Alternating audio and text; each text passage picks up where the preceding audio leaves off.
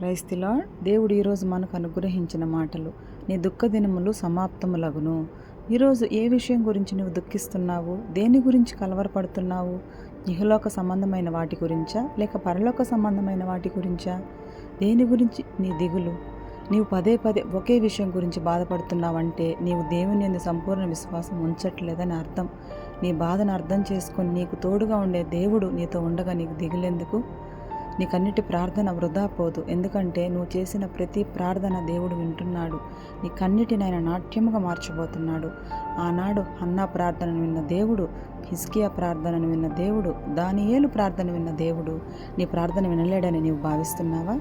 నీ దుఃఖ దినములు సమాప్తములగును అని దేవుడు ఈ వాక్య భాగం ద్వారా నీకు సూటిగా మాట్లాడుతున్నాడు. నీ దుఃఖాన్ని, అవమానాన్ని దేవుడు చూస్తున్నాడు. వాటిని నీ నుండి తీసివేసి నీకన్నిటిని నాట్యముగా ఆయన మార్చబోతున్నాడు కనుక విసుగక నమ్మికతో ప్రార్థించు.